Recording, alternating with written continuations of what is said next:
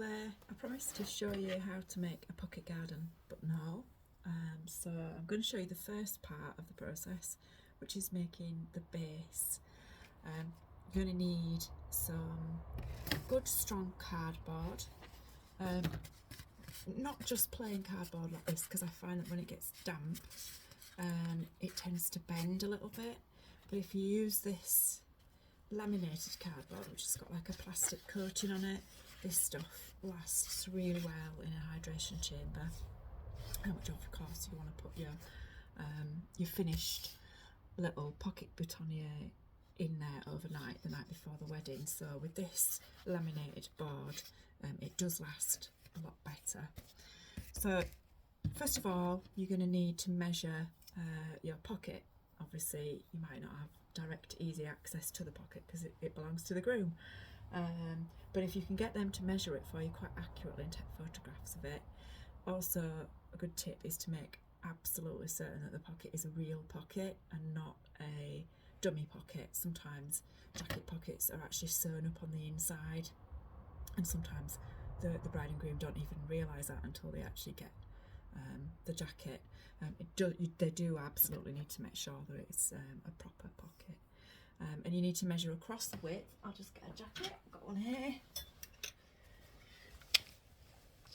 So here you can see, here we've got the jacket pocket, and you can see that the lapel goes slightly diagonally across the inner edge of the pocket here. So what you want your bride and groom to do is to take a measurement, just put the collar up so you can see what I mean, is to take a quite accurate measurement on the inside edge of that pocket, but then also to measure it with the lapel over, so that you've got from the edge of the lapel to the edge of the pocket, and also to measure the depth as well. This is quite a deep pocketed jacket, and it doesn't have to go all the way to the bottom, but the further down it goes, the more secure it will be and less likely to tip forward. So I've measured this pocket already. It's 9 centimetres across. So I'm going to take my laminated cardboard. I'm going to measure 9 centimetres across quite accurately. I'll just put this down a little bit so you can see what I'm doing. There you go. I'm going to measure this across accurately using the ruler. Don't just guess. I'm going to do it to 9 centimetres, just actually on the inside edge of 9 centimetres, because you're going to cover this cardboard with some fabric. So obviously you don't want to see cardboard inside your pocket, so either something like this nice hessian, which you can get on rolls, or perhaps a bit of ribbon that matches the rest of the bridal colours. So if you just take off perhaps a couple of millimetres just to allow for the thickness of your fabric. If it's really thick fabric, obviously allow a little bit more. And I'm going to go down to about 12 centimetres with this. Okay. So I'm just going to draw a line across here and draw a line across here. Now if you haven't got one of these little cutting boards, just a pair of scissors will be fine, but this kind of cutting board and a knife is a little bit more accurate and a little bit easier to do than a pair of scissors. You can get these from loads of crafts shops or the Range or similar to that. It's cut through quite deep, quite sharp knife.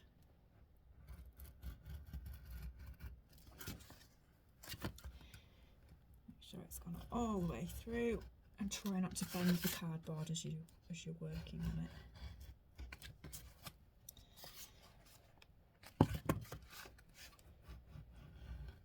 Also cut it from the other side as well, which makes your life easier.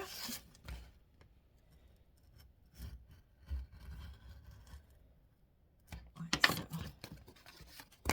So now we've got a piece of laminated card, which is really quite sturdy. I don't know if you can see with this card, most cardboard has got these kind of little ridged lines where the kind of support lines run through on the inside. If you try to make it so that those ridged lines run downwards into the pocket, you'll find that it's also a lot stronger. If you use it this way up, you can see these faint ridged lines, it's much easier for it to bend inside the pocket.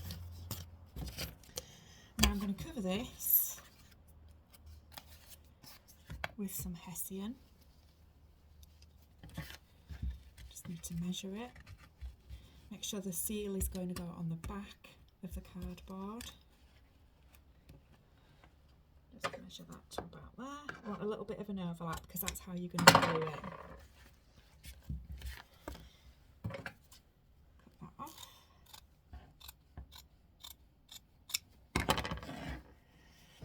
Now you can see what I've done here. You're probably wondering why this has got a little bit of a corner missing.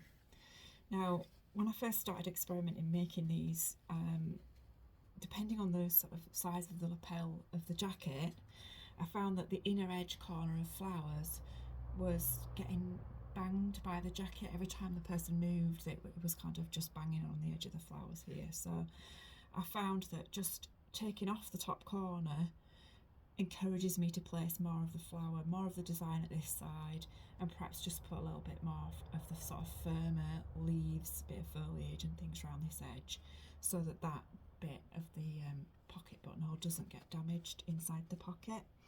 Now you can either do that by cutting this off and then covering, or you can cover it and then trim it round. On this one I've just folded it over just so you can see how easy it is to get that corner. You see? Yep. So I'm going to cover this throughout the whole process, including when I'm using the flowers and when I'm using the base. I'm using cold glue. I find it lasts better, bearing in mind that this is supposed to seal the inside edges of the flowers, so the flowers don't lose as much moisture, but it's also really good strong glue for sealing things like this. So I'm going to put a line of glue, be generous with it,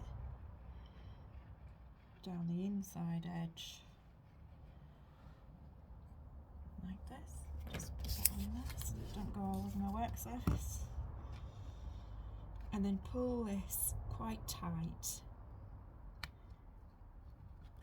and press to hold it. You do need to hold it a little bit, otherwise it just peels back up. And then I'm going to go down with another layer of glue on top of the Hessian here, all the way to the bottom.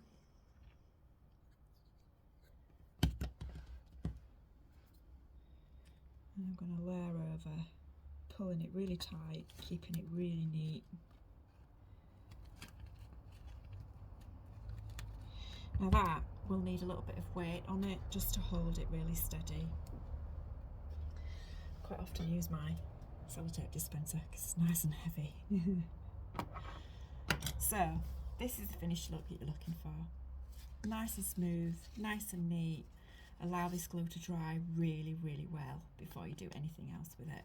Certainly you could do this a couple of weeks before the wedding, once you've got the pocket measurements.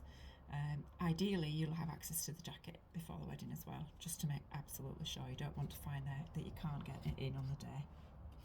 If you're going to use ribbon and you've got a square edge top, you can start at the back, pin it down, hold it with glue, hold it with your finger, and then wind around really neatly,